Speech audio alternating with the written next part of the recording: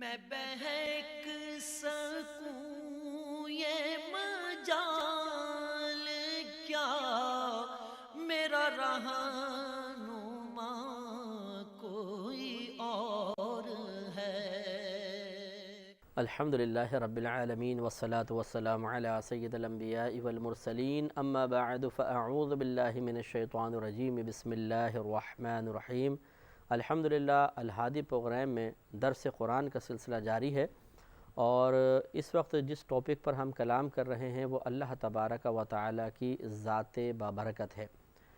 ہم نے شروع پروگرام میں عرض کیا تھا کہ اللہ تبارک و تعالی کی ذات کا تصور قائم کرنا منع ہے، اس لیے کہ وہ تصور میں نہیں آ سکتا۔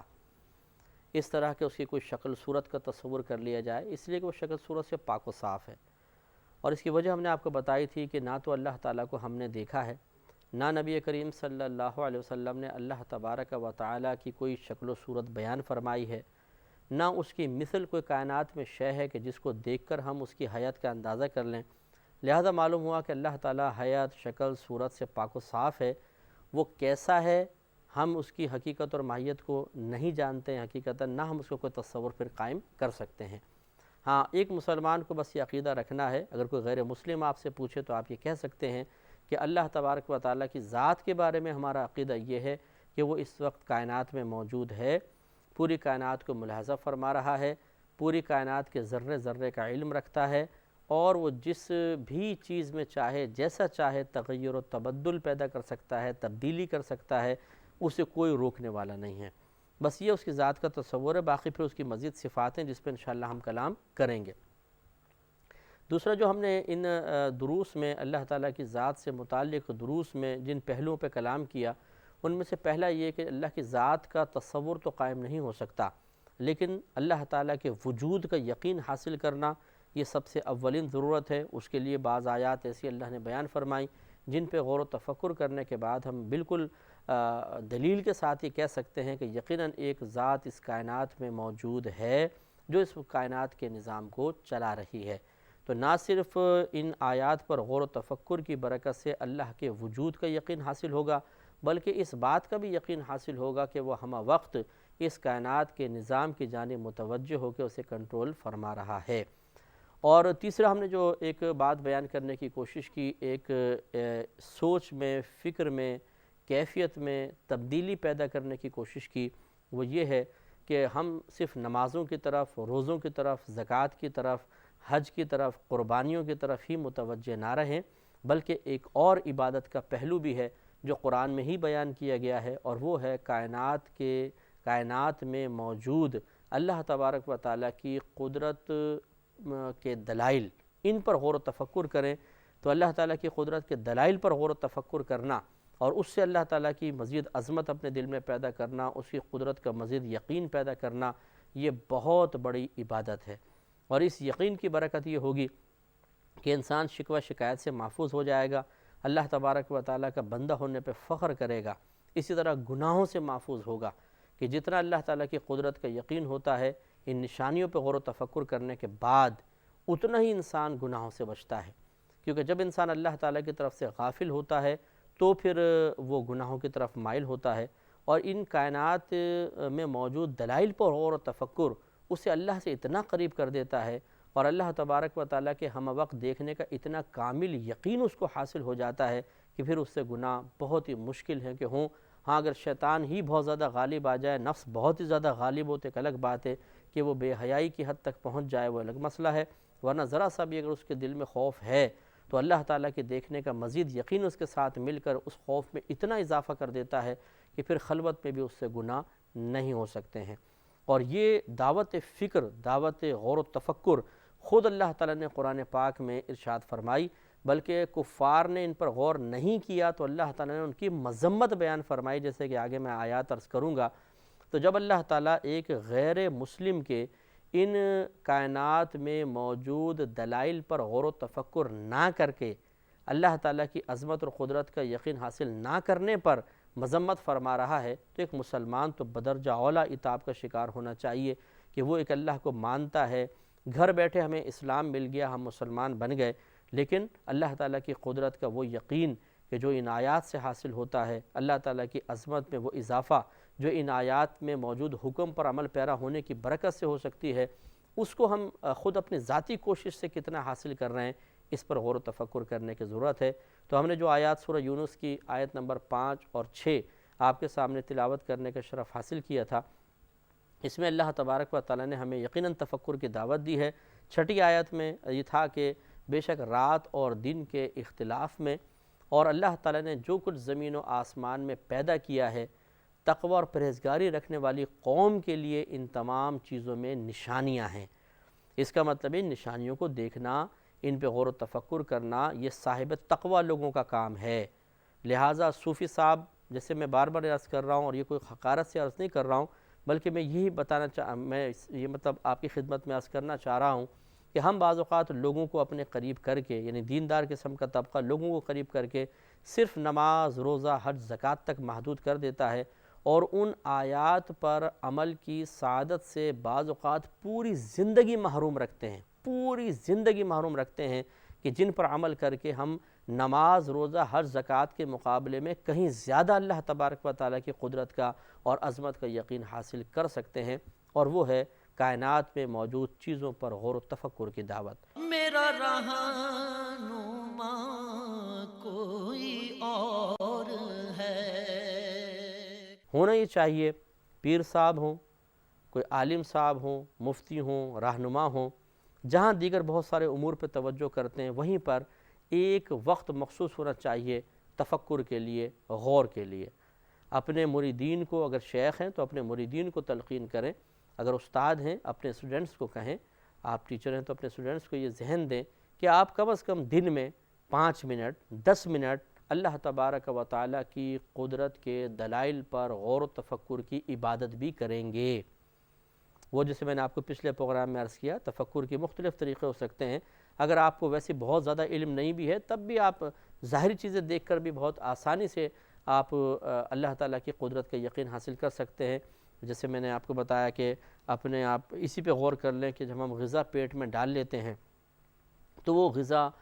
کیسے پستی ہے، کیسے مختلف اشیاء میں بدل جاتی ہے، کون اندر بدل رہا ہے،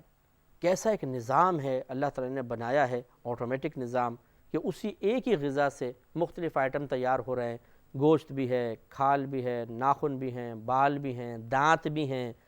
آنکھیں یہ بھی بن رہی ہیں، اور پھر کس طرح جسم کی بناوٹ پر اگر آپ غور و تفکر کریں، ہاتھ کیسا فٹ ہے،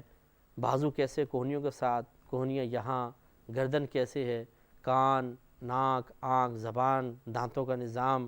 سانس کا آنا جانا، حیرت انگیز چیزیں، حیرت انگیز۔ اور اگر یہ کہا جائے، اور یہ تو خیر انسان بہت بڑی چیز ہے، صحیح بات یہ ہے، ایک آپ مچھر کو شہید کریں، اسے ماریں، اور مارنے کے بعد مائکروسکوپ میں دیکھ لیں، یا کوئی آچھی شیشہ اس کو کہتے ہیں، اس سے بڑا نظر آتا ہے، اس کے اندر رکھ کر دیکھیں، اتنے سے مچھر میں اللہ تبارک و تعالیٰ کی صنعت کی عظیم کاریگری اگر آپ کو دیکھنی ہے تو آپ دیکھیے اور اشش کر اٹھیے۔ اتنا سا مچھر ہے، اس میں پورا نظام ہضم ہے، ٹانگیں ہیں، پر ہیں، اس کی آنکھیں ہیں، ناک ہے، خون سک کرنے کی سونڈ بھی اس کو دی گئی، ایک آلہ دیا، انجیکٹ کرتا ہے وہ خون کو، اور اتنا ہلکا کہ ہوا اڑا کے لے جائے، پھونک مارے تو وہ اڑ کے چلا جائے، لیکن پکڑ کے کتنی بھی پھونکے ماریں زور سے، اتنا نازک یوں کھینچیں گے ٹوٹ جائے گا، لیکن پھونک جتنی مرضی ماریں، ایسا نہیں کہ یوں کریں گے تو پر اڑ کے چلا گیا، اس کا سر دھڑ سے جدا ہو گیا، نہیں، ہوا کا پریشر برداشت کر رہا ہے، طاقت بالکل نہیں برداشت کر سکتا۔ اور اگر یہ کہا جائے کہ پوری دنیا کے لوگ مل کر جس میٹیریل کا، جس چیز کا اللہ نے مچھر کو بنایا ہے، اس چیز سے ایک مچھر بنا کر دکھا دیں تو میرے خیال میں کوئی نہیں بنا سکتا۔ ہم پلاسٹک کا تیار کر کے رکھ دیں گے، لوہے کا تیار کر سکتے ہیں، مٹی کا مچھر بنا لیں گے، پلاسٹک آف پیرس کا شاید مچھر بنا کے رکھ دیں گے اسی کے حیات کا، لیکن اسی لیے میں نے لفظ استعمال کیے، جن چیزوں سے اللہ نے مچھر کو بنایا ہے، بس سائنسدان یہ تو مطلب تشخیص کر سکتے ہیں اس میں کیا کیا چیزیں ملی ہوئی ہیں، انسان کی کھال کس سے بن رہی ہے، یعنی اس میں کتنا چونا ہے، کتنا کیلشیم ہے، کتنے مطلب اور دیگر آئرن وغیرہ ہے، یہ سب حساب کتاب تو بنا لیتے ہیں نا۔ اب اس سے ذرا بنا کر بتائیں، ایک انسان بنا کے بنا لیں، اسی طریقے سے ایک مچھر بنا کر دکھا دیں، ایک مکھی بنا کر دکھا دیں، نہیں بنا سکتے، ہار جائیں گے۔ معلوم ہوا کہ اللہ تعالیٰ سے کون مقابلہ کر سکتا ہے کہ جب اس کے پیدا کردہ ایک مچھر کے مقابلے میں مچھر اسی میٹیریل سے بنانے سے ہم عاجز ہیں، تو ہم اللہ تعالیٰ سے کیا مقابلہ کریں گے؟ اب ان بے وقوفوں کی جرت دیکھیے کہ جو ارے جی دیکھی جائے گی آخرت کا عذاب، ہم نہیں پڑھتے نماز وغیرہ، ہم نہیں رکھتے روزہ، دیکھا جائے گا آخرت میں، وہ جو ہوگا دیکھا جائے گا، جرت مندی سے بولتے ہیں۔ انہیں ابھی اللہ تعالیٰ کی عظمت کا یقین ہی حاصل نہیں ہوا۔ اگر اللہ تعالیٰ کی عظمت کا، اس کے عذابات کا یقین حاصل ہوتا تو بھیگی بلی کی طرح بنے رہتے، کبھی یہ جرت نہ کر سکتے کہ اپنے رب کے احکام کے مقابلے میں اتنی سینہ چوڑا کر کے جرت مندی کے ساتھ بات کرتے، کبھی بھی نہ ہوتا۔ تو یہ تفکر کی دعوت جو اللہ تعالیٰ دے رہا ہے، یہ ہمارے اندر اللہ کے مقابلے میں عاجزی پیدا کرتی ہے، انکساری پیدا کرتی ہے۔ یہ غور و تفکر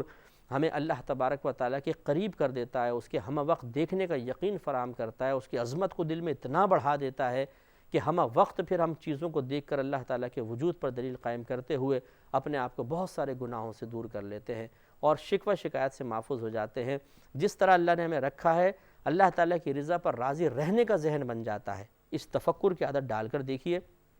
پھر اس کی برکت دیکھیں۔ تو ہمارے مشائخ حضرات کو بھی چاہیے، اساتذہ کو چاہیے، ٹیچرز کو چاہیے کہ وہ بچوں کو اس طرح ذہن بنائیں، اسٹوڈنٹس کا ذہن بنائیں۔ ہمارے جو ائمہ حضرات مساجد میں خطاب کرتے ہیں، بیان کرتے ہیں، جو مبلغین تبلیغ فرماتے ہیں، انہیں بھی چاہیے کہ اس بھی چیز کے اوپر لوگوں کو مجتمع کریں، ان کو اس طرف بھی لے کر آئیں۔ ہماری بہنیں جو ہمیں ملاحظہ فرما رہی ہیں، ہمارا بیان سن رہی ہیں، آپ اپنی آلو میتھی پیاز سے اپنا ذرا ذہن ہٹا کر، چلے آپ آلو میتھی پیاز ہی کاٹ رہی ہیں، پیاز کاٹتے ہوئے دیکھ لیا کریں کیسے اللہ تبارک و تعالیٰ نے اس پیاز کے اندر توانائی رکھی ہے، ذائقہ رکھا ہے۔ اس کی پرتیں ہٹا کر جب آپ دیکھتی ہیں کس ذات نے اتنی خوبصورت انداز سے پیاز کی پرتیں بنائی ہیں، کتنے پیارے انداز سے۔ ٹماٹر کو لے کر دیکھیں، کاٹ کر دیکھیں کیسا خوبصورت اللہ نے اندر سے بنایا ہے، بیج کیسے ہیں، اس کی رگیں دیکھیے، اس کے اوپر سے لالی دیکھیں، اوپر سے چھلکا ہٹا کر دیکھیں، کیا اللہ تعالیٰ نے اس میں ذائقہ رکھا ہے، توانائی رکھی ہے۔ اسی طرح ہر سبزی پہ آپ غور و تفکر کر لیں تو ہماری بہنیں بس وہ کاٹتے کاٹتے غیبت و چغلیوں کے اندر لگی ہوتی ہیں، پڑوسن ایسی ہے، فلاں کی شادی ہوئی ہے، دولہن ایسی تھی، دولہا ایسا تھا، یہ غور و تفکر نہیں کرتی ہیں۔ اسی وجہ سے اللہ تبارک و تعالیٰ کی قدرت اور اس کی عظمت پر عظیم دلیل ان کے ہاتھ میں موجود ہوتی ہے، لیکن تفکر کی سعادت حاصل نہ کرنے کی وجہ سے اس کے باوجود بالکل اللہ تعالیٰ کی ذات سے غافل ہو کر غیبت اور چغلیوں کے اندر مصروف ہوتی ہیں۔ یہ غلط طریقہ ہے۔ بہنوں کو بھی چاہیے غور و تفکر کریں۔ میرا رہنما کوئی اور ہے۔ اب اسی لیے میں نے عرض کیا کہ آپ 5 منٹ 7 منٹ ایک وقت تفکر طے کر لیں کہ ہم نے اس میں تفکر کرنا ہے، کسی ایک چیز پر، مچھر پہ کر لیں، مکھی پہ کر لیں، مچھلی پہ کر لیں، اپنے ہاتھ پیر پہ کر لیں، نظام ہضم پہ کر لیں، اللہ تعالیٰ کے نظام تقسیم رزق کے اوپر غور و تفکر کر لیں، بہت کچھ سمجھنے کو ملے گا۔ جس طرح اللہ تعالیٰ نے فرمایا کہ بے شک رات اور دن کے اختلاف میں نشانیاں ہیں، اسی پہ غور کر لیں۔ رات آتی ہے، دیکھیے ایک دم سکون سا آ جاتا ہے، تیز روشنی ختم ہو جاتی ہے، اندھیرا چھا جاتا ہے، قریب کی چیز نظر نہیں آتی ہے، اور خود بخود ایک دم حواس نیند کی طرف آدمی بڑھنا شروع ہو جاتا ہے، پھر سوتا ہے، بستر پہ لیٹنے کو دل چاہتا ہے، سو جاتا ہے، پوری رات سوتے گزرتی ہے، پھر اس کے بعد دن نکل آتا ہے، اجالا۔ روزانہ ایسا معاملہ ہوتا ہے۔ کون یہ رات کو لا رہا ہے، کون دن کو لا رہا ہے؟ دن کے اندر الگ کیفیات، رات میں الگ کیفیات، دن میں الگ جذبات، رات میں الگ جذبات۔ یہ تمام چیزیں ہمیں تفکر کی دعوت دے رہی ہیں۔ اللہ تعالیٰ نے خود فرمایا کہ رات اور دن کے اختلاف میں نشانیاں ہیں اس قوم کے لیے جو متقی پرہیزگار ہے۔ کبھی ایسا ہوا کہ پوری زندگی جو آپ کی سابقہ گزر گئی، 30 سال، 40 سال، 50 سال، 20 سال، 15 سال،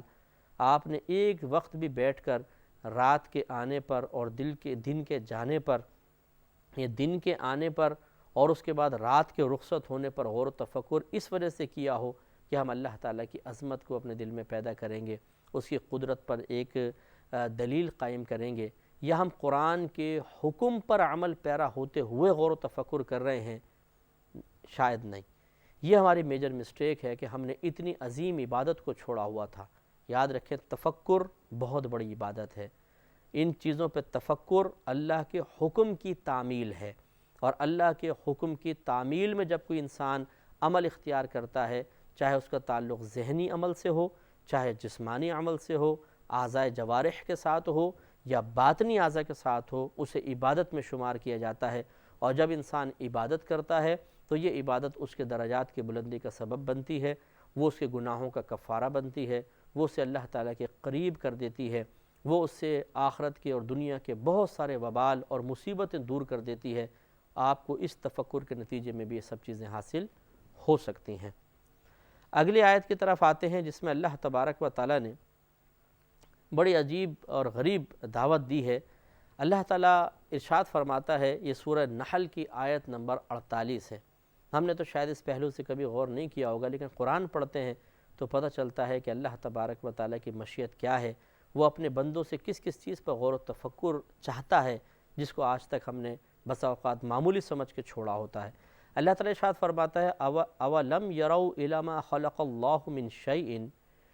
کیا یہ لوگ نہیں دیکھتے ہیں اس چیز کی طرف جس کو اللہ تبارک و تعالیٰ نے، جس کسی شے کو اللہ نے پیدا فرمایا، یتفیأ ظلالہ عن الیمین والشمائل، کہ اس کا سایہ جھکتا ہے، مائل ہوتا ہے، کبھی دائیں جانب اور کبھی بائیں جانب۔ مثلا روشنی ادھر سے آتی ہے تو اس طرف سایہ بن جاتا ہے، ادھر سے آتی ہے تو ادھر بن جاتا ہے۔ جیسے سورج نکلتا ہے تو چیزوں کا سایہ اس طرف بنتا ہے، پھر سورج اس طرف آتا ہے تو سایہ اس طرف بنتا ہے۔ اللہ تعالیٰ فرماتا ہے کہ کیا یہ لوگ نہیں دیکھتے؟ دیکھنے سے مراد شارحین نے فرمایا کہ تفکر نہیں کرتے سائے کے مسئلے پر، اور پھر فرمایا کہ سجدن للہ، یہ سایہ سجدہ کرتا ہے اللہ تبارک و تعالیٰ کے لیے، وہم داخرون، اور یہ سائے جو ہیں یہ جھکتے ہیں اللہ تعالیٰ کی بارگاہ میں۔ تو آپ اندازہ فرمائیں کہ شروع میں اللہ تعالیٰ نے اس آیت میں ارشاد فرمایا کہ اللہ تعالیٰ نے جب کسی بھی شے کو پیدا فرمایا اور اس کا ایک سایہ پیدا کیا ہے جو کبھی دائیں ہوتا ہے کبھی بائیں ہوتا ہے، اور وہ سایہ اللہ کے لیے سجدہ ریز ہو رہا ہوتا ہے، کیونکہ سایہ زمین پہ بنتا ہے۔ کبھی آپ نے سایہ کو کھڑے ہوئے نہیں دیکھا ہوگا، کبھی سایہ کو اوپر کو اٹھتے ہوئے نہیں دیکھا ہوگا، سایہ سامنے زمین پہ بنتا ہے۔ ہاں اگر دیوار ہو تو دیوار پہ بن جائے گا، لیکن یہ جھکا ہوا ہوتا ہے، جیسی چیز ہوتی ہے اس کے مقابلے میں جھکا ہوا سایہ ہوتا ہے۔ ہاں اگر آپ نیچے سے لائٹ ماریں گے تو پھر اوپر بھی بن جاتا ہے، لیکن یہ اکثر ہی جو سورج کے اعتبار سے سائے بنتے ہیں وہ زمین پہ لیٹے ہوئے بنتے ہیں۔ اللہ تعالیٰ نے اس سائے پر بھی غور و تفکر کی دعوت دی ہے کہ اگر تم اس پر غور و تفکر کرو گے تو اس سے بھی تمہیں اندازہ ہوگا کہ ایک ذات ایسی موجود ہے جو کائنات میں تصرف فرما رہی ہے، اور اس کے علم کی برکتیں پوری کائنات میں تمہیں نظر آ رہی ہیں۔ مثلا ہم بھی غور کرتے ہیں سایہ، کیا اللہ تعالیٰ چاہتا تو سائے کے بغیر بھی چیزیں پیدا نہیں کر سکتا تھا؟ بالکل کر سکتا تھا۔ جیسے شیشے کا سایہ کہاں ہوتا ہے؟ اگر اس پہ اپنی لائٹ ماریں، ایک شیشہ لگا ہوا ہے، لائٹ کراس کر کے سامنے نکل جاتی، اس کا سایہ تو نہیں بنتا۔ تو بعض چیزیں بغیر سائے کی بنائی ہیں۔ ہوا ہے، نظر ہی نہیں آتی، جب روشنی، یقینی سی بات ہے ہوا پہ بھی پڑتی ہے سورج کی روشنی، تبھی ہوا گرم ہوتی ہے یا ٹھنڈی ہوتی ہے۔ جو برف سے لگ کر ہوا آتی ہے وہ ٹھنڈی ہوتی ہے، جو سورج کی روشنی کو قبول کرتی ہے وہ گرم ہوا ہوتی ہے۔ سمندر کے پاس چلے جائیں، کس قسم کی گرم ہوا چل رہی ہوتی ہے، لیکن کیا ہوا کا کبھی سایہ دیکھا ہے؟ نہیں۔ تو اللہ تعالیٰ چاہے تو چیزوں کا سایہ بنا دے، چاہے تو نہ بنائے۔ ہمارے جسم کا سایہ ہے، لیکن جب انسان کے بدن سے روح نکلتی ہے، کسی نے دیکھا ہے سایہ بنتے ہوئے؟ نہیں۔ تو اس کا مطلب ہے سایہ بھی ایک عجیب چیز ہے، اس پر بھی غور و تفکر کی ضرورت ہے۔ انشاءاللہ اس پر نیکسٹ پروگرام میں پھر کلام کریں گے۔ وآخر دعوانا ان الحمدللہ رب العالمین۔ میں بہک سکوں یہ مجال کیا، میرا رہنما کوئی اور ہے۔ میں بہک سکوں یہ مجال کیا، میرا رہنما